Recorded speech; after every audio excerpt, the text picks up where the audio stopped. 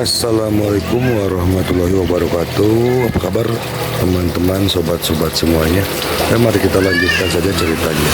Bab 2531. Biarkan dia tidur.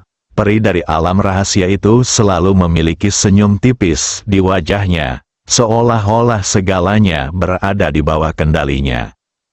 Melihat Li Fugui bertanya pada dirinya sendiri dengan cemas. Peri dari alam rahasia berkata dengan tenang, "Jangan khawatir, duduklah dan biarkan aku memberitahumu." Li Fugui berpikir dalam hati, sekarang situasinya mendesak, bagaimana mungkin aku tidak cemas? Orang-orang dari klan iblis ini telah mengejar ke negara pulau dan berubah menjadi pembantaian darah untuk menyakitiku. Dan menurut apa yang dikatakan dalam permainan ke-6, ada kasus iblis menyerang prajurit kuno di berbagai tempat. Jika aku tidak bergegas dan menemukan cara untuk menyelesaikan krisis ini, semakin banyak orang akan mati, dan kemudian aku akan benar-benar menjadi pendosa umat manusia. Sambil memikirkan ini dalam benaknya, Li Fugui berkata kepada peri dari ranah rahasia dengan wajah pahit, "Tuan, Anda sebaiknya memberitahu saya dengan cepat. Selama saya tahu kelemahan ras iblis, saya bisa menyita waktu dan menyelesaikan masalah ini dengan cepat. Ras iblis telah ada di 3 ranah selama hampir 10.000 tahun. Rache Ves, pemimpin. Ras iblis adalah Raja Iblis, dan Raja Iblis memiliki 72 peri iblis di bawahnya. Monster itu memiliki sejumlah monster kecil di bawah komandonya. Dari sini kamu dapat menghitung berapa banyak anggota klan monster itu." Li Fugui tercengang. Raja Iblis, peri iblis, goblin, roh jahat, dan iblis kecil. Jika lapisan-lapisan ini digabungkan, setidaknya ada 100.000 anggota klan iblis. Melihat Li Fugui tidak mengatakan apa-apa, peri alam rahasia tersenyum dan melanjutkan perkataannya. "Jika kau ingin menguasai seluruh ras iblis, kau harus menemukan Raja Iblis. Dan satu-satunya syarat untuk menemukan Raja Iblis adalah mengumpulkan semua 72 peri iblis. Jadi, jalannya panjang, dan bahkan jika kau ingin mati, itu akan sia-sia jika waktunya tidak tepat." Butiran-butiran keringat halus muncul di dahi Li Fugui. Ia menoleh dan menatap peri alam rahasia dan bertanya dengan ragu-ragu, "Tuan, ini berarti umat manusia tidak dapat lagi lolos dari malapetaka ini?" Peri alam rahasia berkata sambil tersenyum, "Ini bukan malapetaka. Bukankah aku baru saja memberitahumu? Segala sesuatu di dunia ini ditakdirkan oleh Tuhan. Selama kau menyadari hal ini, akan jauh lebih mudah untuk menghancurkan ras iblis." Li Fugui berusaha sekuat tenaga untuk menenangkan dirinya. Setelah beberapa detik hening, ia terus bertanya kepada peri alam rahasia, "Kau sungguh sakti, bisakah kau membantuku menghitung apakah gadis-gadis di sekitarku akan berada dalam bahaya nyawa?" Ya. Apa yang paling dikhawatirkan Li Fugui sekarang adalah wanita-wanita yang amat dicintainya. Dia tidak ingin satupun dari wanita ini terluka. Dia tidak ingin melihat goresan sekecil apapun pada kulitnya. Tanpa diduga, setelah mendengar apa yang dikatakan Li Fugui, peri dari alam rahasia sedikit mengernyit dan berkata dengan sedikit tidak senang, "Fugui, kamu sekarang memikul naik turunnya seluruh umat manusia. Mengapa kamu masih?" Setelah mengatakan itu, peri alam rahasia tidak meneruskan bicaranya. Li Fugui tersenyum dan berkata, "Tuan, Anda tahu bahwa gadis-gadis di sekitarku semuanya setia padaku. Jika mereka tidak membantuku dengan sepenuh hati dalam 2 tahun terakhir, bagaimana mungkin aku, Li Fugui, berada di tempatku saat ini? Bukankah seharusnya seorang pria melupakan asal-usulnya? Mereka baik padaku, bukankah seharusnya aku juga baik pada mereka?" Anak laki-laki dari alam rahasia itu tidak dapat menahan tawa. Dia berdiri dan menepuk kepala Li Fugui. Dasar pria, tidak heran gadis-gadis itu begitu setia padamu. Tetapi sekali lagi, itu baik untukmu. Setidaknya itu menunjukkan bahwa kamu adalah pria yang penuh kasih sayang dan kebenaran. Jangan khawatir, kamu adalah orang yang terpilih, dan gadis-gadis di sekitarmu secara alami akan dilindungi oleh surga. Dengan kata-kata peri dari alam rahasia itu, hati Li Fugui benar-benar hancur. Dia berdiri, dia tersenyum dan berkata kepada peri alam rahasia, "Tuan, kalau begitu, aku lega. Jangan khawatir, aku tidak akan mengecewakanmu saat aku kembali kali ini." Peri alam rahasia mengangguk sedikit dan berbisik, "Baiklah, sekarang kamu peragakan seni Qian Kun dan seni mendalam 89 di hadapanku. Biarkan aku melihat seberapa banyak yang telah kamu pahami." Li Fugui pergi dengan tergesa-gesa, namun setelah mendengar ucapan peri alam rahasia, dia pun menarik kembali pikirannya untuk sementara. Mulailah berdemonstrasi di depan orang lain, pada saat yang sama. Diiringi suara gemuruh yang memekakkan telinga, ia terbang menembus awan di atas ibu kota. Saudari Ming memandang Li Fugui yang masih tertidur dalam pelukannya dan tidak dapat menahan perasaan gelisah. Hua Duo-Duo duduk di sebelah saudari Ming, melirik ke arah Li Fugui, dan bertanya dengan suara rendah, "Saudari Ming, ada apa?" "Mengapa Fugui masih tidur?" Saudari Ming mengerutkan kening, dan berbisik dengan cemas, "Aku tidak tahu, dia hanya jatuh di bahuku. Begitu banyak waktu telah berlalu, mengapa dia belum bangun?" Pada saat ini, Ibu Pertiwi datang, mengulurkan tangannya, dengan lembut menyentuh dahi Li Fugui, dan kemudian meletakkan jari-jarinya di pergelangan tangan Li Fugui. Beberapa detik kemudian, Ibu Pertiwi menghela napas dan berkata, tampak tertekan, "Direktur Ming, Fugui mungkin sangat lelah." Begitu kata-kata itu terucap, Hua Duo-Duo mengepalkan kepalan tangan merah muda kecilnya dan berkata dengan marah, "Aku tahu itu. Dia telah bergaul dengan Xiao Rongrong, Zheng Mengru dan Liu Xia pada malam hari. Selama beberapa hari dia telah melakukan apa-apa. Bagaimana dia tidak bisa lelah? Kau tidak ada waktu yang tidak lelah. Anda tidak akan lelah." Ugui adalah, bahkan tetap terjaga selama beberapa hari. Meskipun dia kuat dan memiliki vitalitas yang cukup dalam tubuhnya, dia juga tubuh daging dan darah. Sister Ming mengerutkan kening ketika dia mendengar ini dan berkata, "Apa yang harus kita lakukan sekarang?" Saudari Ming menundukkan kepalanya dan menatap Li Fugui yang masih tertidur dalam pelukannya. Ia sempat bingung. Meng Xian, Xuan Ming dan yang lainnya juga berdiri dan berkumpul di sekitar Li Fugui. Lihat Li Fugui tertidur lelap, Xuan Ming mengangguk dan berkata, "Tidak apa-apa. Ayo kita turun dan lihat apa yang terjadi. Kalau bisa diselesaikan, ya sudah. Kalau tidak, biar kakak Fugui istirahat dulu." Jujur saja, kami yang sudah tua sudah terkagum-kagum dengan Fugui yang sudah sampai sejauh ini. Meng Tian juga berkata setuju. Ya, dia masih sangat muda, tapi sekarang sudah mencapai tingkat pencapaian seperti itu, bagaimana mungkin kita tidak mengaguminya? Ketika kakak Ming mendengar ini, dia tidak tahu harus berkata apa. Dia hanya bisa berdiri dan melihat ke samping di bawah. Dia melihat semua orang sudah sampai di atas ining ke-6.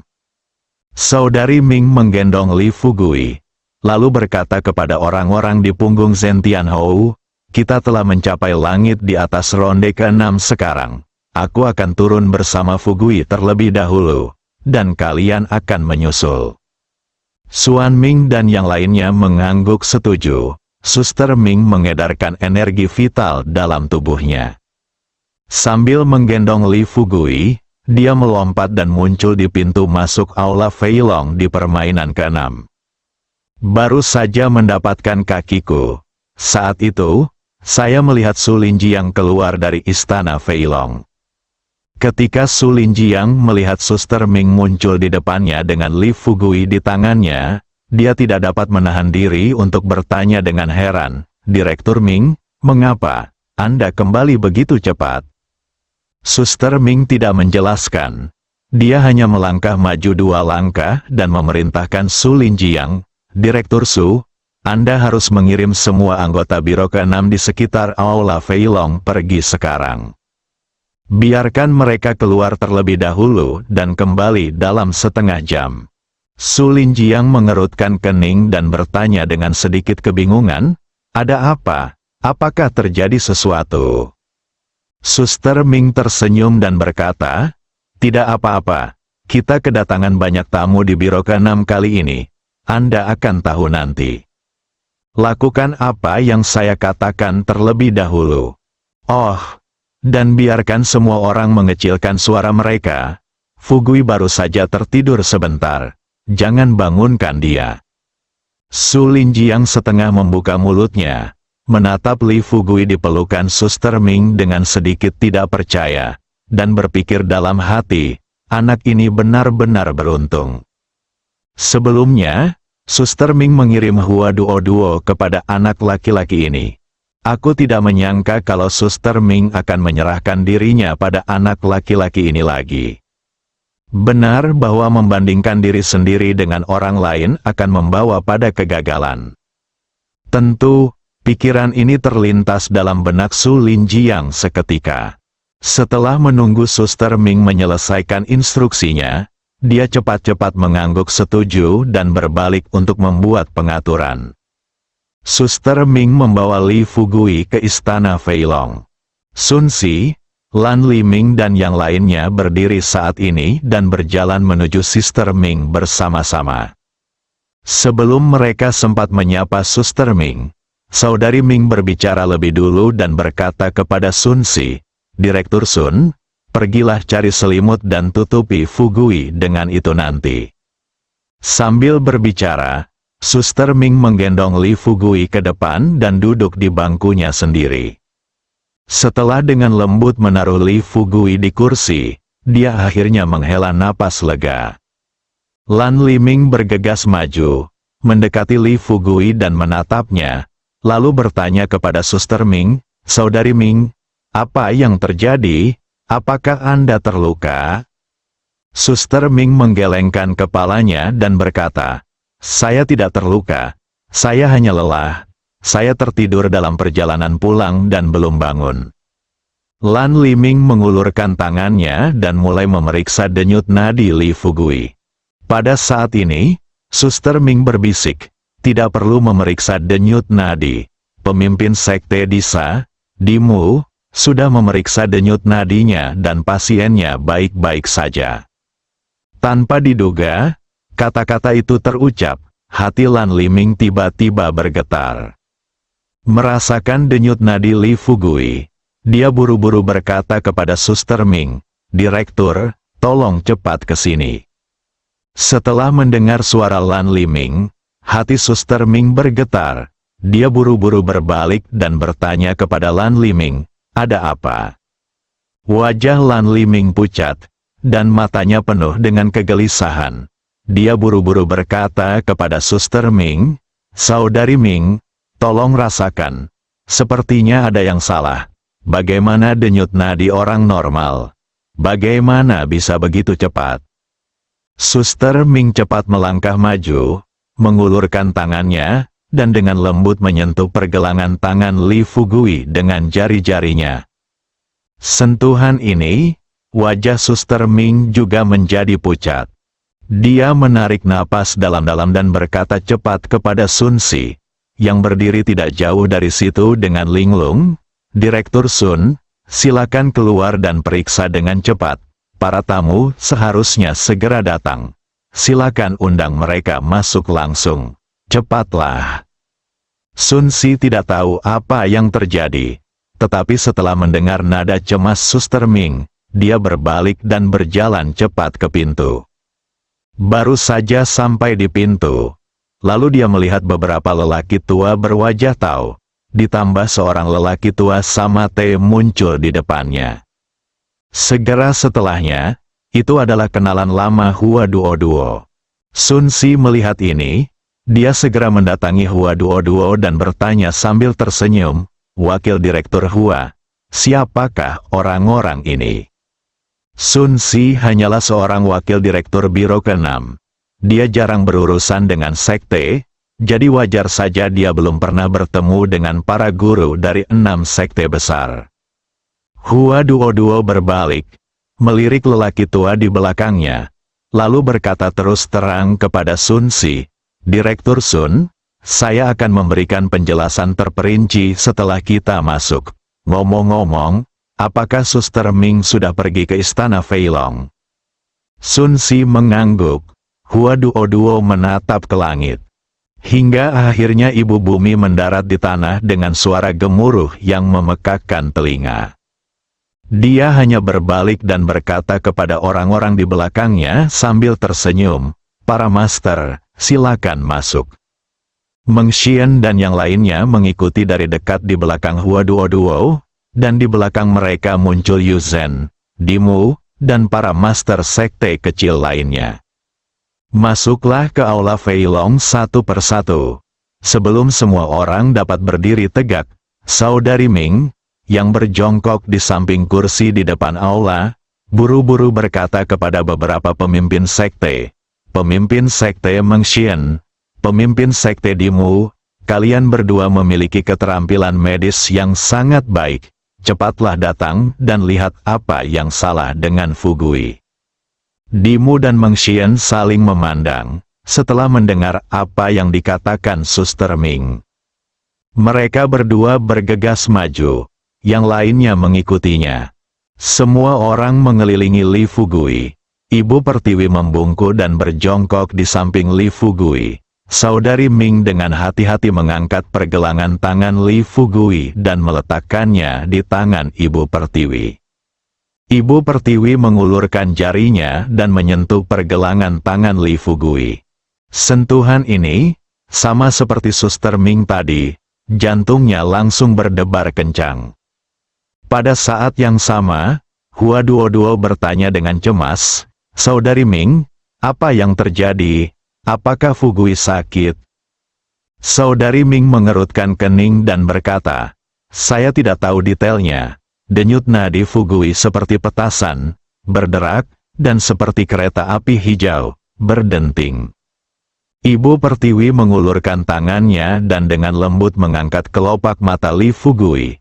Sambil memeriksa bola mata Li Fugui, Meng Xian juga mulai memeriksa denyut nadi Li Fugui. Hanya, ketika Meng Tian meletakkan jarinya di pergelangan tangan Li Fugui dan meraba-raba selama lebih dari 10 detik, dia mengerutkan kening dan berkata kepada Saudari Ming dan yang lainnya, "Direktur Ming, tidak ada yang salah dengan denyut nadi Fugui." Mendengar ini tiba-tiba semua orang memandang Suster Ming. Suster Ming mengerutkan kening. Dia berkata dengan sedikit gelisah, "Tidak masalah, tidak mungkin, tapi aku hanya merasakan dengan jelas bahwa denyut nadi Fugui cepat dan lambat, bersambung."